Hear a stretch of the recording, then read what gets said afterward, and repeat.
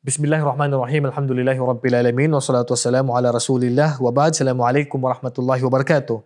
So natalakay natin nakaraan ang pagyakap ni Omar. Napakalaking tulong sa Islam kasi nga isa sa hiling ng propeta sallallahu alaihi wasallam sa Allah subhanahu wa ta'ala na yumakap si Omar sa Islam kasi napakalaking tulong niya sa Islam at lantaran. Hindi na sila nagkaroon ng proteksyon ng mga sahaba, hindi na sila ma-torture, hindi na sila basta-basta maatake kasi nandun si Omar sa Makkah. So dito, nung nakita nila na mahirap nang kausapin si Propeta sallallahu alaihi wasallam, mahirap na siyang patigilin sa kanyang da'wa na tauhid. So si Utbah bin Rabi'a, sinubukan niyang kausapin ng mga pinuno ng Quraysh. Lama aslama Hamza wa Umar bin Khattab wa qawiya al-Islam bihima, ba'athat Quraysh ila Rasul sallallahu alaihi wasallam Utbah bin Rabi'a liyuhawirahu fayu'tihi wa ya'khud minhu. So nang nabalitaan na po ng mga Quraysh na lumakas na ang Islam kasi nagmuslim na talaga si Hamza, nagmuslim na si Umar, kinausap ng mga Quraysh itong si Utbah bin Rabi'a na makipagnegosasyon sa Propeta sallallahu alaihi wasallam baka sakaling bumaliktad si Propeta sallallahu alaihi wasallam sa pagdadawa niya sa tauhid. So dito, sa riwaya ni Ishaq sa Sirah an Muhammad bin Ka'b القرظي قال حدثت أن عتبة بن ربيعة كان سيدا قال يوما وهو جالس في نادي قريش. Isa sa mga pinuno ng Quraysh. Isa sa mga pinuno. At sabi niya sa mga Quraysh, wa Rasul sallallahu alaihi wasallam jalisun fil masjid wahdahu. At ang propeta sallallahu alaihi wasallam sa time na yan, ang propeta nakaupo doon sa masjid nag-isa lang. Kinausap niya yung mga Quraysh. Ya ma'ashara Quraysh, ala أقوم إلى محمد فأكلمه وأعرض عليه مأمورا أو أمورا لعله يقبل بعضها فنؤتيه أيها شاء ويكف عنا.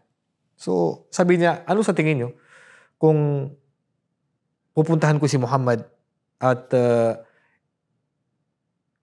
iimbitahan natin siya sa mga bagay na baka sa tingin ko ay mapapigil natin siya. Mapatigil natin siya sa pagdadawa sa pagsamba sa kaysa ng Allah subhanahu wa ta'ala.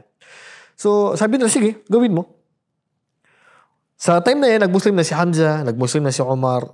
So sabi nila, sige, gawin mo. Puntahan mo si Muhammad kung kaya mong kausapin at mapatigil ang kanyang pag-aanyaya sa tauhid at pagpapatigil sa pagsamba sa mga sinasamba ng mga ninuno natin. Sige, kausapin mo.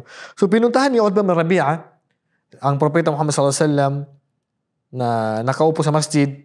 Pagkatapos hatta jalasa ila Rasul sallallahu alaihi wasallam, pagdating sa Propeta sallallahu alaihi wasallam, umupo siya doon. Sabi niya, ya ibn akhi, innaka minna haythu kad alimta min as-sittati fil ashirati wal makani fi nasab. Sabi niya, nakita mo naman, sabi niya, yung ginawa mo sa amin, isa kang Quraysh din.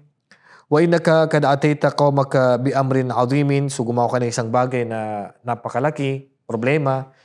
So farraqta bihi jama'atahum, pinaghiwa-hiwalay mo yung mga grupo nila. Wa safahta bihi ahlamahum, pinababa mo yung reputasyon ng mga pinuno nila. Wa ibta bihi alihatahum wa dinahum, at yun, ininsulto mo yung mga Diyos-Diyosan nila at ang kanilang religion. Wa kaffarta bihi man mada bihi min abaihim, at hindi mo pinaniwalaan yung mga nakaraan pinaniwalaan nila. Pasma minni, at makinig ka sa akin. Mayroon akong ihahayag sa'yo. Mayroon akong bagay na hihilingin sa'yo, na kung tatanggapin mo ito ay basta itigil mo lang yung gawain na to na kung saan pinaghiwa-hiwalay mo yung mga tao. So mayroong mga bagay na binanggit itong si Utbah bin Rabi'a sa Propeta sallallahu alaihi wasallam para patigilin siya sa kanyang dawa. At ano ang mga bagay na to? At ito yung abangan natin sa susunod na pagkikita natin. Wallahu a'lam wa sallallahu ala nabiyina Muhammad wa ala alihi wa sahbihi ajma'in. Assalamualaikum warahmatullahi wabarakatuh.